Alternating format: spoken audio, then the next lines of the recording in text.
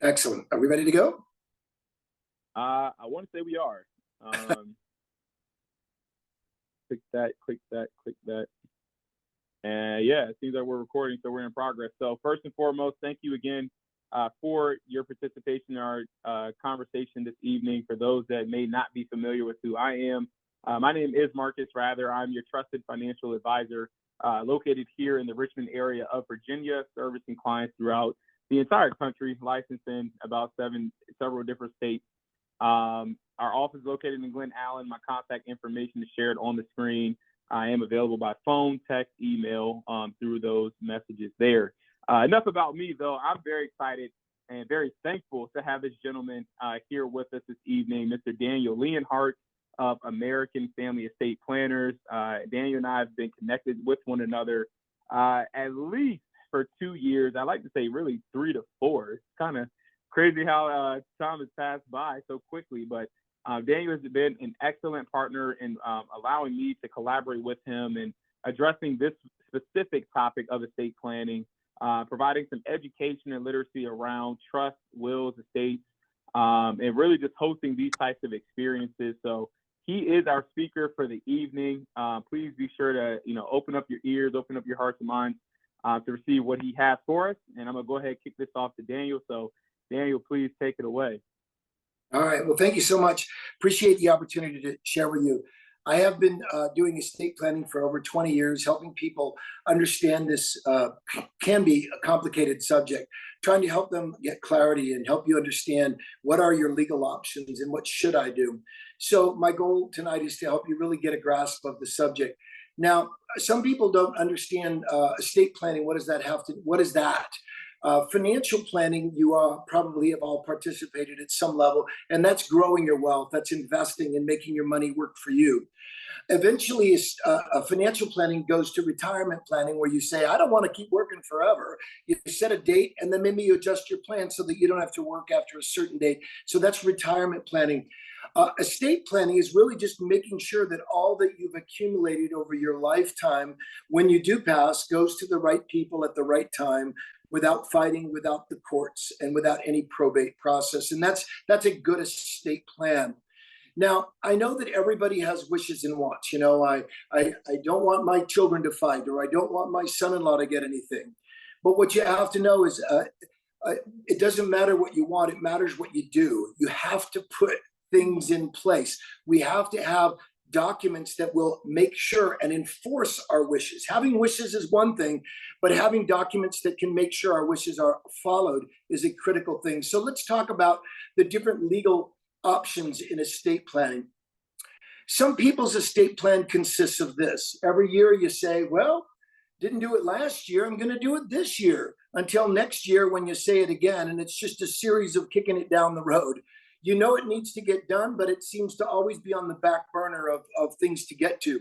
If you die without a plan, and I mean no will or no trust, that is called dying intestate. And when you die without a plan, folks, guess what? You do get a plan. It is called the government plan. And the state in which you died, in my case, the Commonwealth of Virginia, would create a will for your family after you're gone. Now, this new government written will has to go through a legal process called probate, where the assets will be tied up in the courts, and the family has the opportunity to get together and argue over the things you left. There are 2 things, folks, that I'm pretty sure you do not want. You do not want to send your family to court, and you do not want the government to write your will. Now, when the state writes the will for someone who died without a will, you have to understand that the state does not know any of the family details. The government doesn't know that Susie already got her inheritance, and that Jimmy hasn't talked to Dad in 10 years, and Barbara never paid back those loans. But you know who does know the family details, folks? The family knows. So when they get to the courtroom, it sometimes sounds like this. Yeah, Your Honor, this will you guys came up with? Not even close. She shouldn't get, he already got, Mom wanted me to have, and guess what they wind up doing in court is they wind up fighting.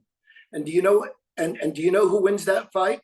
Besides some local attorney and the state, who wins that fight very often is just the person that hired the better attorney. So Jimmy, the more clever son, hires a good lawyer, and then when it all shakes out, he winds up with more of the estate. The worst part about letting the family work it out, in some cases, it's worse than that.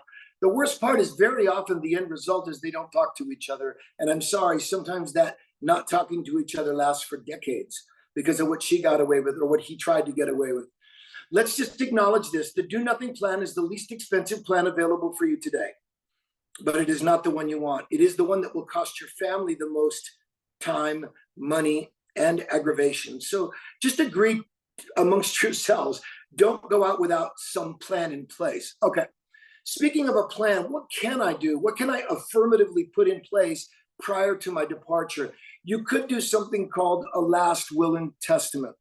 A last will is basically a set of instructions, and it says something to the effect, when I die, I want these things to go to these people, right? It's a distribution document that sends things. But a will, by the way, if you don't know, a will has to go through the probate process. So whether you write the will or the state writes the will for you, wills have to go through probate. Now, I'm going to use the word probate a few times this evening, and I want you to know where the word came from. The word probate comes from an old Latin word, and the Latin word is probare. The word probare meant to test or to prove or to challenge something. So what is being tested or challenged in the probate court? Very often it's the will itself. Someone doesn't like what mom wrote, and so they come in and they contest the wishes of the deceased. Now, people don't typically go to the courtroom and say, Your Honor, I don't like the way the will is spelled out. I'm not getting enough. Now, they come up with some angle, and the angle might be this. Your Honor, that doesn't even look like Dad's writing. I think somebody else drew it up after he died. So maybe the accusation, it's a false document. It's not really the last will or. Another one might be this, Mom was saying all kinds of crazy stuff at the end. I don't think she was mentally competent to draw up the document. So the accusation is she wasn't of sound mind. Another one I've heard, is, well, Your Honor, all of my life I was told I was getting this. I saw a will that says I'm getting this, but this new document that suddenly showed up says it's going to her. I think she talked Mom into changing the will at the last minute. And the term you might hear is undue influence. She was the caretaker or something like that.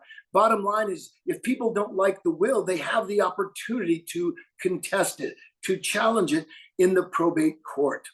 So wills, by the way, do have to go to probate. Wills, and you may not know this, but they are not a binding set of instructions. They are a letter to the court that can be adjusted by the court. It can be changed. It can be challenged. A will, by the way, does not help us at all if we become incapacitated. I'm talking whether it's, Alzheimer's or dementia or a massive stroke or a car accident. If you're mentally impaired, the will doesn't help you at all because, folks, a will does not go into effect until you are dead. So a will is an option, but it's a very narrow option. It only deals with distribution after you're gone. It doesn't help you while you're alive if you get impaired. It doesn't avoid probate. It still has to go through that probate process, and it could be contested or challenged. There is a better option that's available to all of us. It is called the revocable living trust. Now, the living trust, folks, is a legal document that allows us to transfer our assets to our heirs when we die, but it does so without courts, without probate, without delay, and most of the time, if you do this right, without the family fighting. Because unlike a will that can be challenged and argued about, the instructions in your living trust when you die are binding. When you die with the trust, you are in essence saying, hey, children, here's what you're going to get. Now, whether you like it or not, that's optional, but you are going to get this asset or this percentage or this property, and it is not subject to debate. Like a will could be, the trust when you die is a binding set of instructions. The trust not only, folks, makes a smooth transition of our assets to our heirs when we die without courts and without government intrusion, the trust does take care of us while we're living, because in the living trust are what we call incapacity documents. So on the screen right next to living trust are 3 documents you will see listed: a power of attorney over financial and legal decisions, a power of attorney over health-related decisions, and the advanced medical directive, which is sometimes called the living will. Those are part of the trust portfolio. So think of the trust as a series of multiple documents. The trust says who's going to get how much, when, those kind of things. But these other documents are included. Now, if you are a married couple, husband and wife, and we make what's called a joint trust, that's one trust for the two of you, you would each get your own separate powers of attorney. You don't have to agree with your spouse on who would care for you and all that.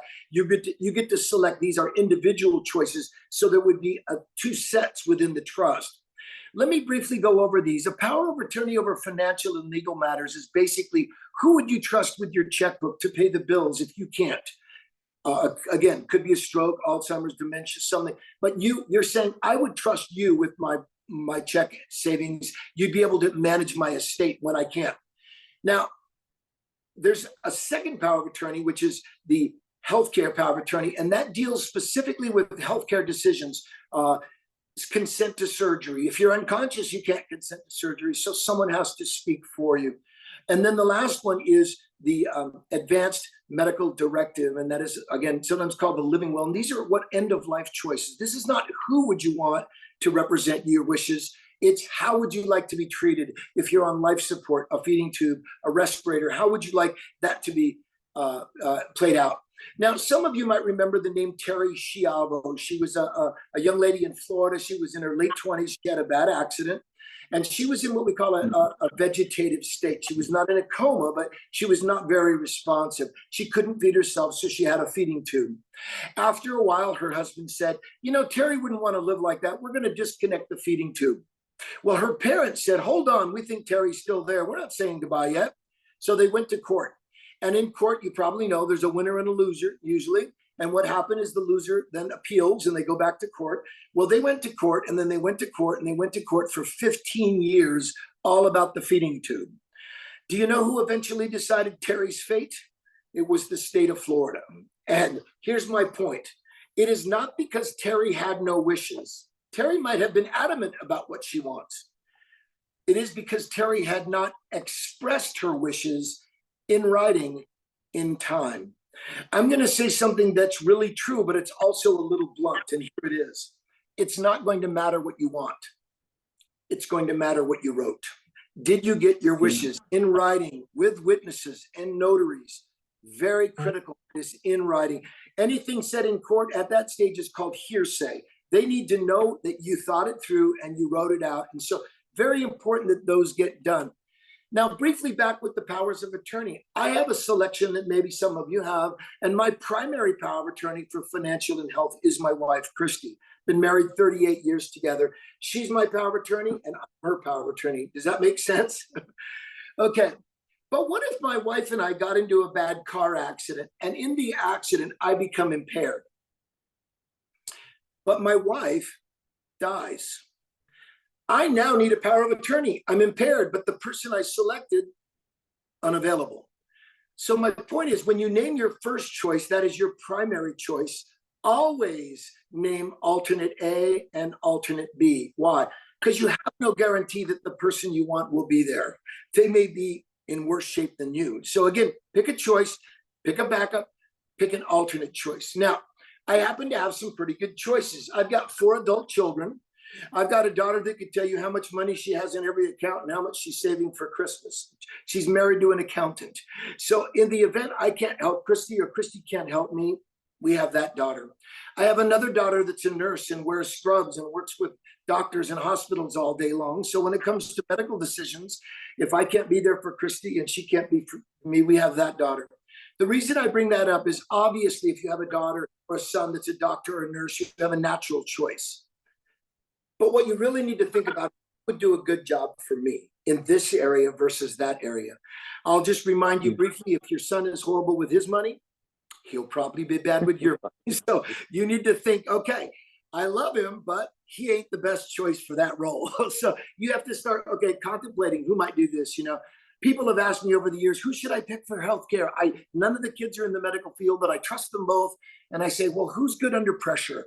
Who's pretty decisive? Who can say, you know what, I know that's what you want, but I'm going to do what dad instructed me to do. You want someone that will, in a sense, take charge. And so you're looking for people with backbone, because you don't want the one that says, just tell me where to sign, doctor. You know, you want someone that might advocate for you. So think of that, a person that would advocate for you, but understand your wishes. And even if it isn't their choice, do your choice, you know, do what you've asked them to do in that case. So very important choices. This is an important part of estate planning.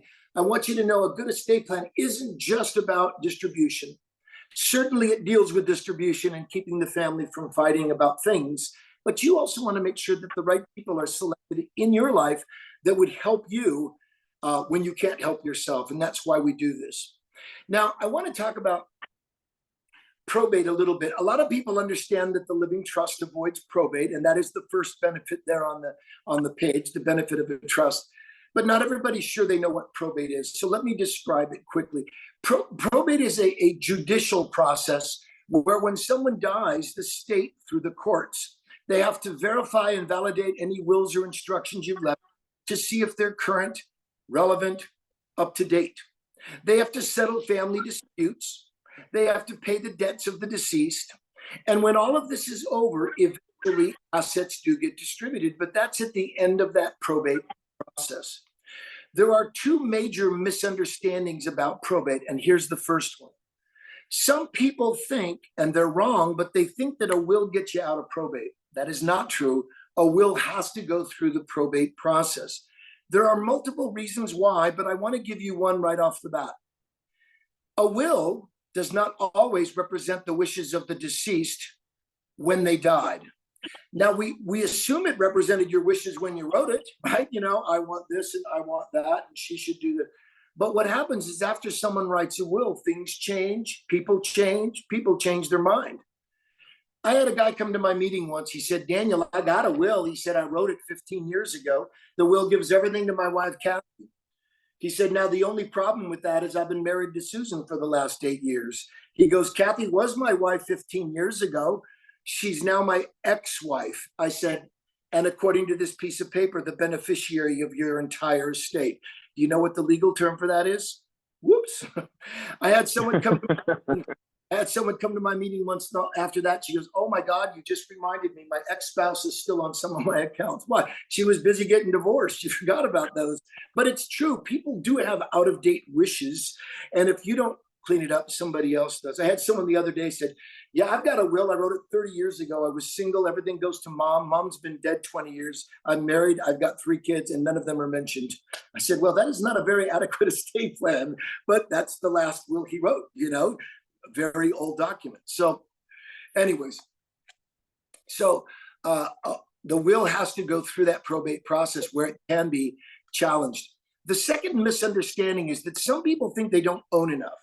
And here's what they say, well, you know, I've got a house, I got some money, but I'm not really wealthy. You do not need to be wealthy to trigger a probate. Now, every state, whether it's Virginia or it's North Carolina or it's Maryland, has a dollar amount of what triggers a probate if you die in that state. And the state basically says, if you own less than a certain amount, your estate will skip probate. But if you own more than this amount, your estate triggers the probate process. Here in the Commonwealth of Virginia, where I am, it is $50,000. That is 50 and comma and 3 zeros. It's quite a low amount. Your home is worth multiples of 50,000. You know, so just your house alone would be enough to trigger probate. That's quite low. It used to be 15,000, but then your car would have triggered probate. So they bumped it a little, but it still captures most people. In Maryland, it's also 50. In North Carolina, it's like 20,000. So all of the states are really low. Really quick, I'll just bring this up briefly, but some people have gotten confused what triggers probate with what triggers something else, and that is federal estate tax. They go, well, geez, I thought you had to have $1 million or a few million before you hit. No, that's before you hit estate tax, where the government says, thanks for working so hard, we're now taking your money. That's called a death tax. That number is up to 12 million. So most of you are not going to fall into the estate tax issue, but 50,000 is all it takes to trigger probate. So I want you to know what triggers probate is different than what triggers taxes. Most people live in there. So a will doesn't get you out of it. You don't have to be wealthy. what's so bad about probate? I want to give you briefly just the three major problems with probate. I have done this workshop you're hearing tonight all over the country, California, Arizona, Tennessee, Texas, all up and down the East Coast. And I will tell you what people tell me. I hated probate, and here's the three things I didn't like. It was lengthy, it was expensive, and it was completely public. Everything's out in the open. Everybody knows everything. It's all out there. The amount of time that it takes to get through probate, the national average is 1 to 2 years. So that's quite a while. Longest probate I ever heard was a lady in Culpeper. After the meeting, she said, Daniel, I'm not sure how long mom's probate lasted. She said, after 10 years, I told the family I'm not coming back. I'm done with all of you. You can do what you want with my share. And then she leaned over and said, I think by then the lawyers were getting most of it. So it can get ugly, lengthy, and it does certainly get expensive. That is the second problem. By the way, a 10-year probate is not common. That happens, but it's not common. But what's common is 1 to 2 years. That's still a long time. Assets are frozen. Money can't be divided. Second problem, it is expensive. Attorney's fees, court fees, filing fees, assessors, sometimes accountants get involved. Virginia has Virginia probate taxes, and some counties do as well. So it's a lot of money that starts coming off the amount that will be going to heirs. The national average of what is lost in probate is 8 to 10% of the gross market value. I will tell you, Virginia is a little lower. It's maybe more like 6 to 8. But what does that mean to you? I don't know what you own. If you just had a residence, a home that was worth $300,000, whether you had a mortgage or not, that was the market value. Everything else was another 100,000. So your total estate was just 400,000. 8% of that number is 32 grand. That's a lot of money your kids won't see. And let me remind you, that's if they don't fight. If Susie hires a lawyer because Jimmy hired a lawyer and they go at it, it gets worse. So probate is I'm just trying to make that bigger. All right, it's okay. Probate is a lengthy, expensive process, but here's the third problem. It is very public. Did you know that when you die with just a will, your will becomes a public document and anybody can read your wishes? Nosy neighbors, ex-spouses, disgruntled family members, but not just read your will, anybody can contest your will. It is a public forum, open to anybody. Not all wills are contested, but usually it's family. Why's Jimmy getting the boat? Grandpa promised me the boat. Well, at the end, Grandpa promised everybody the boat. This wasn't working so well. People get their hearts set on things. I doubt some of you might know this person, but I'm going to show you a quick article here. Some of you might remember Charles Kuralt. He was a CBS reporter. He had a show years ago, On the Road with Charles Kuralt. Well, he died. The article says a woman lays claim to the Kuralt property. He obviously was not alone on the road. What happens is the article says Charles died with just a will. His will said everything will go to my wife and my children. But as the will was going through probate, a woman showed up and said, Your Honor, Charles and I had a long-term affair and I'm entitled to this. And she said, Your Honor, I can prove it. So out come the love letters and handwritten notes and receipts. We call that evidence. Today, it would be text messages or emails. I guess you could ask Tiger Woods or Geno Petraeus or whatever. But the point is this. I'm just telling you, the point is this. Wills get contested all the time. Now, not all wills do, and they're not all successful. Sometimes the judge will just say, sit down. But the reality is the opportunity to contest your wishes is in every probate. And people could say, I know that's what the will says, but Dad was mad when he wrote it. But, so people will. I will tell you about one that I remember. This guy said to me, Daniel, he said, I knew when we got to court my sister was going to lie, but I just didn't think she was going to lie that much. It was, Your Honor, this isn't fair. And Mom really wanted, and she said this, but she was going to change it. He said, I had it up to here. And I finally said to her, Sister, if Mom would be spinning in her grave if she heard you. That's not true. He just called her out. The judge said, listen, here's my recommendation for all of you. You go in the hallway and work something out, because he said, right now you are giving your mom's money to these attorneys. And he said, if you haven't noticed, these attorneys are in no hurry to get out of here. The longer we spend arguing about where the estate should go, that is where it's going. So it can get adversarial. By the way, you know how public your will comes? I mentioned your will becomes a public document. Oh man, did I bring it? If you go to the back of a local paper, not the big ones, not the Post or whatever, but your typical local county or city paper, in the back, you'll see the legal section and you will find announcement of probate. And the first 3 lines in capital letters are notice to any creditors, notice to any unknown heirs, notice to all persons interested in the estate of, and then there's the name of the person who died in the probate times and all the dates. It is incredibly public. To contrast that, the only one that gets to read the details inside your living trust when you die are your named beneficiaries. That's it. Not nieces, not neighbors, not ex-spouses. The only ones that can see the details in your trust when you die are your named beneficiaries. So privacy is so much better with the trust. That is the second point on the benefits. I have a couple more, and then I'll give you one quick thing, and we'll get to questions in just a few minutes here. But I want to tell you, instead of your assets being tied up in the probate system for a year or 2, literally within days of your passing, assets are available for distribution, folks. I mean, while people are in for the funeral, assets can start to be distributed. I'll give you a quick example. I have a living trust, and I imagine that doesn't surprise you.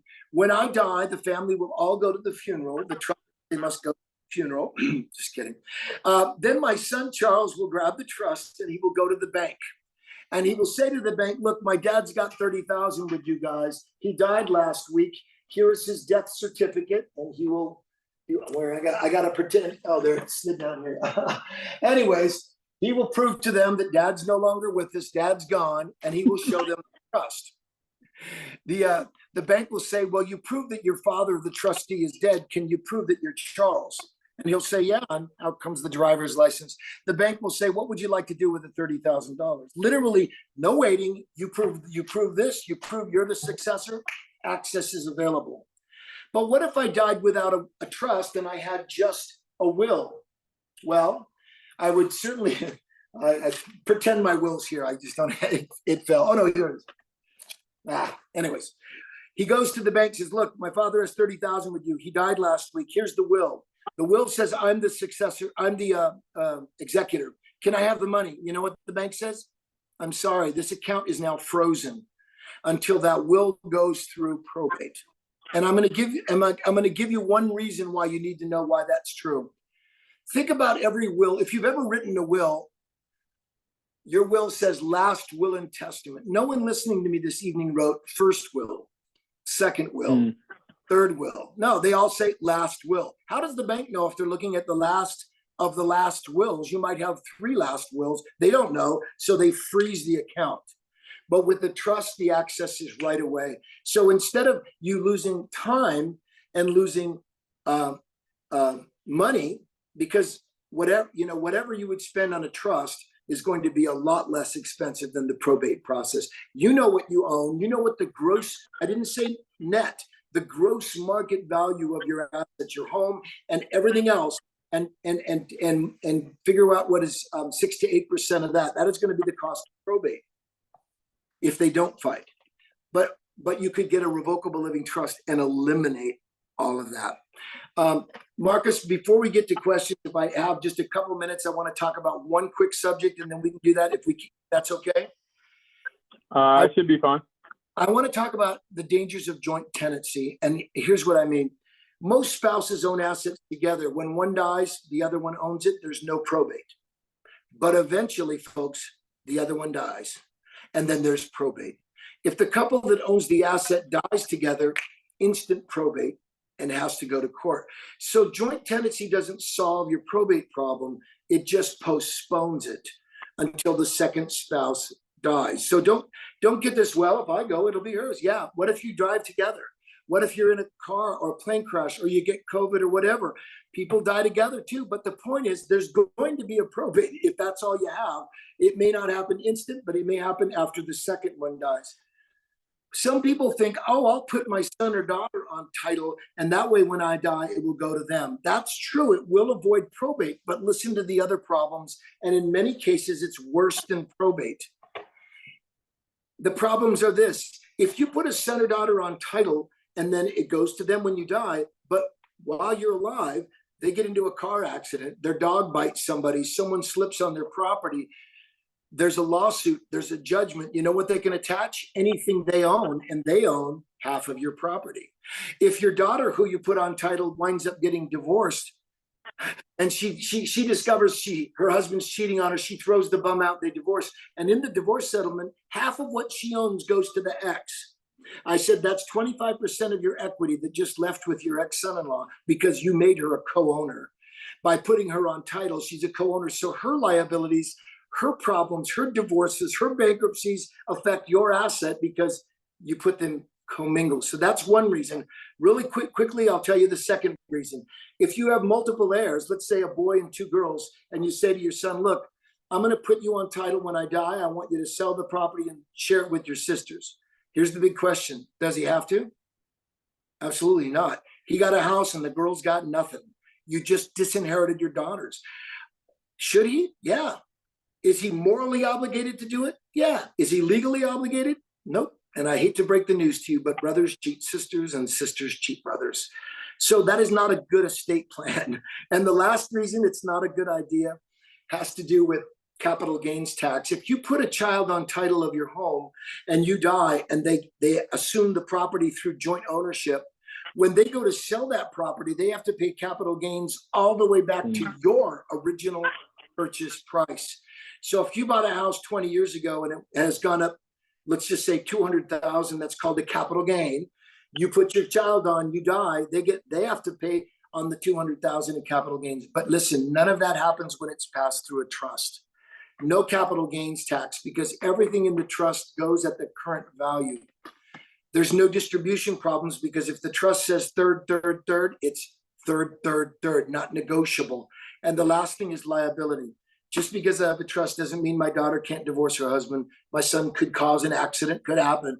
But those accidents, those divorces would affect their estate, not mine. Well, awesome. I'm ready to take some questions at this stage. And again, I'm also willing, if anybody wants to have an individual follow-up or ask, what do we charge to do this? Happy to answer that question. We have a network of lawyers. We have a whole brochure that tells you about the company. And we actually create these documents. We don't just do the education, but we help people get all the things that we talked about tonight. Marcus, do you have some questions that I haven't addressed yet?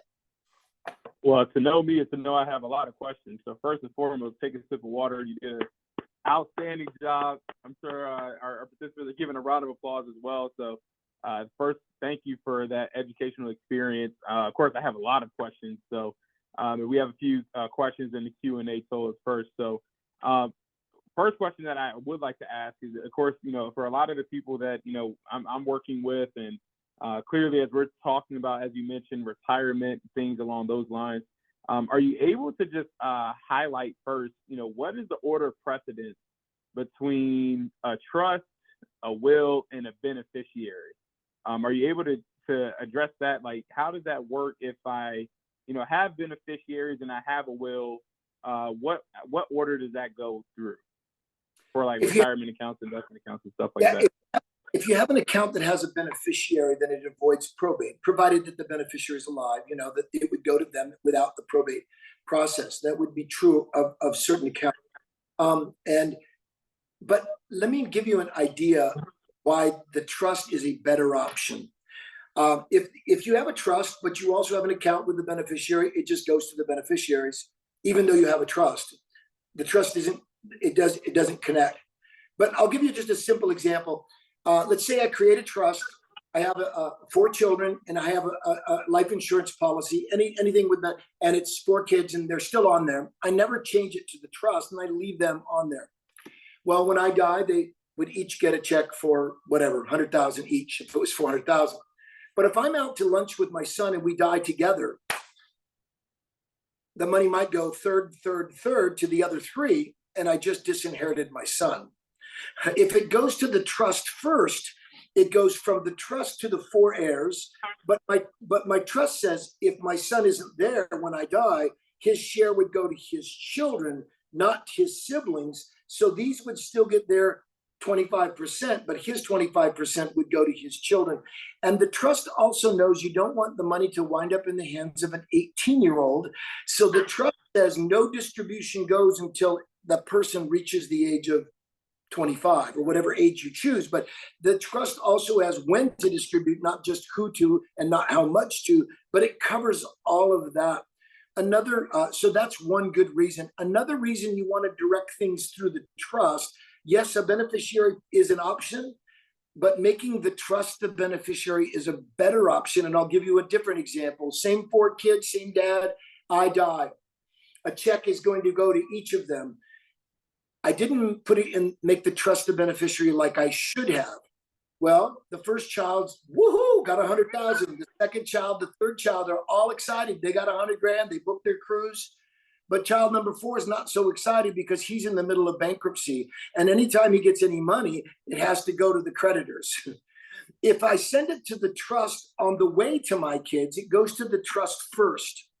The other 3 will go to the bank, get the money, and book their cruise and enjoy their money. But the son or daughter that's in the middle of a divorce or a bankruptcy is going to say this: I'm not touching that money until my bankruptcy's over. I'll take it in a few years with interest. Or I'm not taking the money out of my dad's trust for me that's coming to me until my divorce is final. I don't think people want $100,000 coming in your name in the middle of a divorce settlement. So the trust is just yes, you can do it without a trust, but the consequences can be, and we don't know how it's going to be when we die, but this is the better option within that, is to, if you have a trust, send it through the trust. I hope that helped. Love that answer. So just to highlight a few things. So one, you're saying beneficiaries are not unimportant. Beneficiaries are important, right? But it seems that the trust is more effective for one, contingencies, in the event that we don't have a listed contingent beneficiary, or there may not be a per surfeit type of beneficiary. Correct. Where those assets can naturally be passed on to the heirs of the deceased person. And then the contingency or the liability, right? Assets being paid to a trust is protecting from liability of whomever the beneficiary is, whereas you mentioned the life insurance proceeds paid directly to the beneficiary, which typically you don't expect that to be a bad thing. But under certain circumstances, in that exact circumstance of the bankruptcy, it may be more efficient for the money to be payable to a trust. With that being said, I also want to highlight it's important for those who may already have established a trust or is looking to establish a trust to understand that it's equally important to fund a trust. That's being Daniel. I know you haven't fully said or told the story there, but I know in our individual conversations, you told me plenty of stories where people will have a trust and they say, hey, congratulations, you have your legal documents, you have your living will, you have your power of attorney, but they never finished the job with funding the trust. Are you able to kind of just explain how to properly fund the trust once you get it established? Briefly do that. Some people say, well, how come that you have one document, it's a will, it's basically instructions for distribution, and you have a trust, which is also, more than that, but it does have instructions. Why does this avoid probate and this does not? Well, the answer is simply this, and I'll speak just for Virginia, but the answer is true for whatever state you're in. The state says if you own less than 50,000, your estate skips probate. So if you don't retitle the property into the name of the trust, you still are the owner of the house, which triggers probate. If the trust becomes the owner because you transferred it to the trust, there's no probate. Now, even though my house is in the name of the trust, it is my home. I live here. I can sell it tomorrow. I can refinance. I can use it for collateral for loan. But the assets, as Marcus is saying, have to be titled in the name of the trust. Bank accounts, checking accounts. We want those in the trust's name. But you do not lose control. You will always have complete access to everything that's in the trust. One example I say is think of the trust the same way that you think of a safe. If you buy a really nice safe and don't put anything in it and you get robbed, don't blame the safe. You didn't use it as it was designed. A safe needs to be opened and stuff needs to be put in it and closed. Now, the things in the safe are always yours to enjoy, but things need to be protected by being in the safe. Well, the same thing with the trust. Everything in the trust is yours to enjoy. Take trips, spend the money, do whatever you wish. Get rid of assets, grow them, doesn't matter. But if they're not in the trust, they are vulnerable to the probate process. So what Marcus has been a great help with our clients is to sit down and say, okay, you have the legal documents, but they're not going to help you if you leave your house in your name or your accounts in your name. So let's go over that. And so that's where we count on, good financial advisors to assist in the funding. But funding is critically important. If you don't fund your trust, you may as well not make it. It will help you with healthcare and other issues, but it is not going to avoid the probate process. So funding is, as he said, it's not just a good idea. It's what makes the trust work. Thank you for sharing that. A few other questions so we can keep the ball rolling. One question that was asked, you mentioned the probate process. Can you re-explain what that looks like in terms of, you said 50,000 can trigger a probate process in the state of Virginia. How does that work if I clearly have, retirement savings, IRAs, life insurance that are valued more than 50, but they're paid to a beneficiary? If they're paid to a beneficiary, are those assets still going through probate? Or how does beneficiary and probate work? Yeah, if they are beneficiary assets, they don't. Your home would go to probate. There would be a probate for your house. All of the assets within your home could be certainly worth more than 50,000. Furniture, furnishings, works of art, antiques, collectibles, that could, theoretically hit over 50.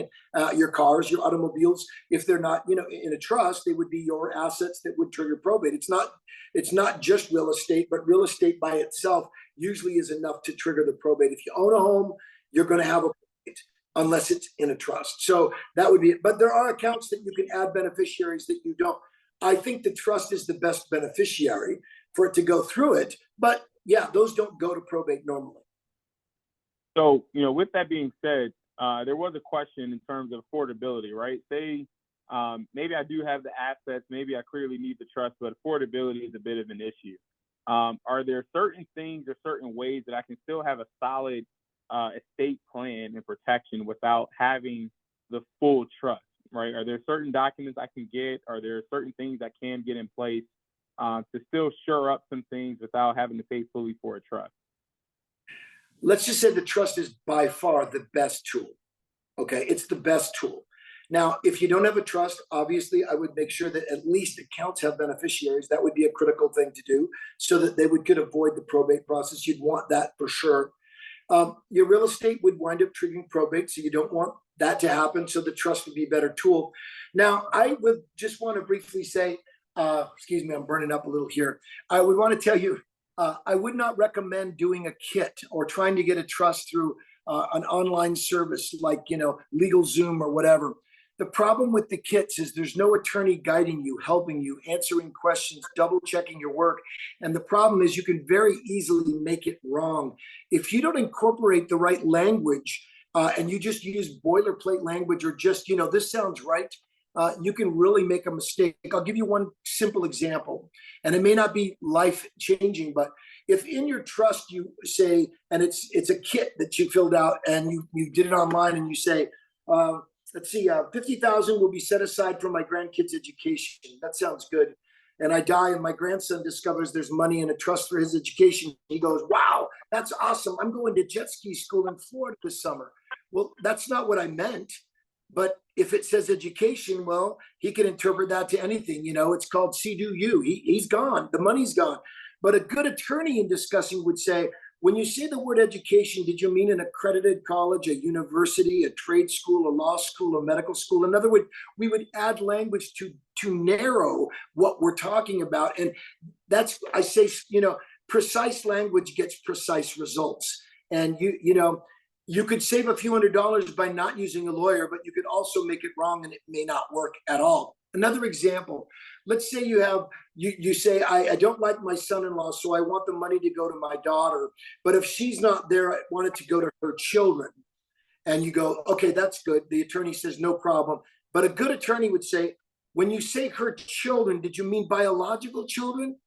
Because what if later in life she remarries someone who has 3 kids she's never met? She didn't raise them. Well, those are considered her children because we didn't define the term. So it's important that we kind of, we don't just haphazardly do it. It is good to invest in a good document because all your eggs are in this basket. Everything you've accumulated, you want to make it work well, hit the right people.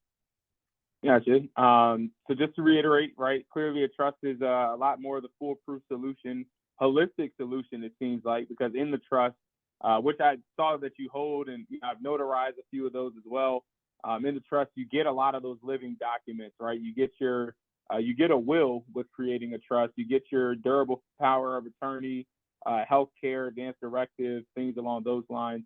But just in case, just to reiterate that question there, if it's not fully affordable to create a full trust, I believe you still can get some of those documents, right? Making sure accounts have beneficiaries is important. Sure. You still can create a will in some way, shape, or form. I imagine you can still get a separate advanced healthcare directive. You can still get power of attorney. It just seems that the trust is the more holistic way of getting all that done in one fell swoop. So Yeah. it is very possible to get those things separately, but it seems like a trust is a better holistic way to get that done. It's right? a better solution. Also, banks that would look at a power of attorney if you're impaired, look at a power of attorney through in a trust as a more deliberate document. People sign powers of attorney in hospital beds, and the doctors are like, geez, how confident was dad? But if you took some time to make a trust, they know that you were deliberate in all of your thinking. And banks will reject some powers of attorney. They do sometimes do that. So, I mean, there was a big issue in Virginia where the legislator had to come down on the banks and say, you need to start honoring these things, because they didn't have this confidence that just a single piece of paper that someone downloaded off the internet was very good. So Marcus is saying, make sure you get a plan, and we'd love to be a part of the solution. We are a lot less expensive than most attorneys doing this. We do this quite affordably, but there is some money. I mean, it takes a little money to get it. So hold off on that money part, because we got a few questions on that. Just before I get to that question, I did get one more question about beneficiaries and things. You mentioned the story with the joint account, between spouses.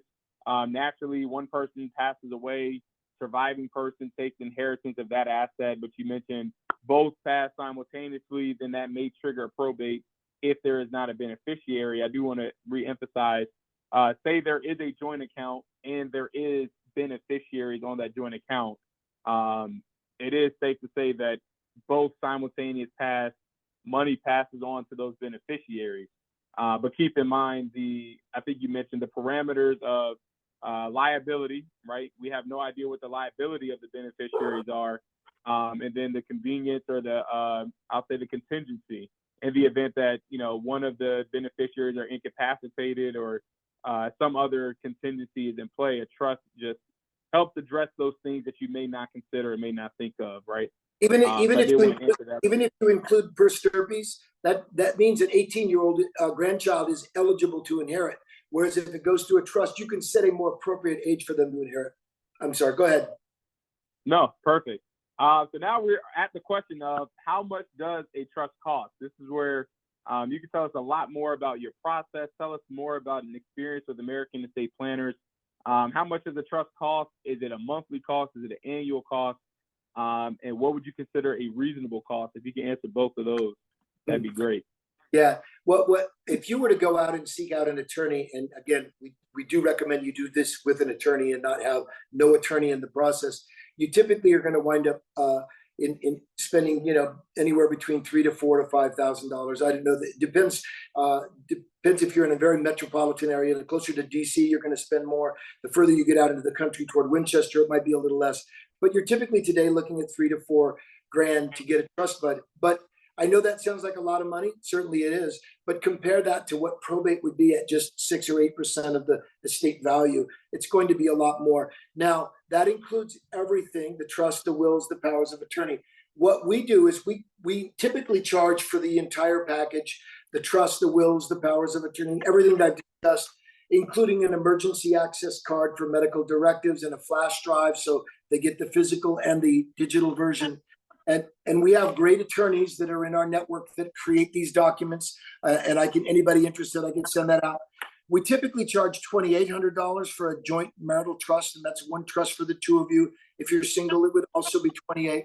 But because of our relationship with Marcus, I can give a discount and reduce that by $500 and make it $2,300. So again, I don't know in your life if that's affordable to you, but $2,300 is a lot better than $3,500 or $4,000, and that's what we would charge. And we do not take a payment plan. However, if that is a budget buster, but you know it's a priority, we will allow you to pay with a credit card and do that over 2 or 3 payments. So we can set it for whatever date of the month your statement comes in, and have it hit, then have it hit, and have it hit. The average time it takes from the start to the finish of creating the trust, and that's interaction with the lawyers and getting all the questions that you will be asked, is about 6 to 8 weeks. So, we can, that's the typical time frame. So that's what we would charge. Now, you can find attorneys that will charge that for a will and powers of attorney. So it is reasonable, that cost, but you have to determine if that's something that you can afford. So thank you for answering that question. Still looking at the Q&A box. We have nothing in there.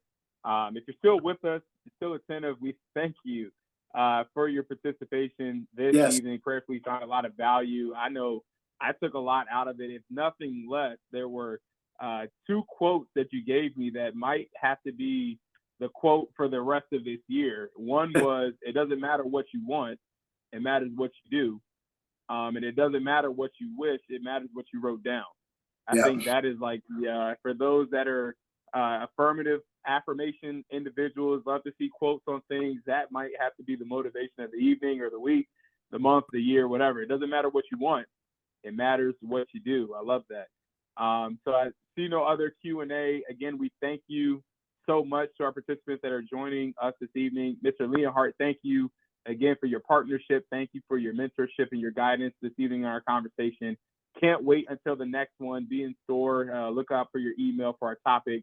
And always be expecting a follow-up. So you should get an email. We will be posting this for review in case there was something that you missed that you want to go back and share it. Share this with everyone. Share us with everyone. And don't miss that deal that Daniel gave us, $500 off. I feel honored to be able to give people a discount like that. So thank you, Mr. Leonhardt, for offering us that. And we have a slew of thank yous, and I love the quotes in the Q&A. So any closing remarks for you, Mr. Leonhardt? No, if anybody wants to reach out directly, it's Daniel@AmericanFamilyEstatePlanners.com. Feel free to go to the website. There are also videos. There's also articles. There's, I have a blog post and just a lot of good information. But thank you so much. I do recommend, obviously, we'd love to earn your business. But if not, do it with somebody. Make sure, you get something in place. The do nothing plan is the worst plan. So make sure you get something in place. And thank you so much for your attention this evening. Yeah, all these good closing quotes, Mr. Leonhardt. You're giving us too much. All right. Well, thank you again. Everybody have a great evening. Take care. Bye-bye.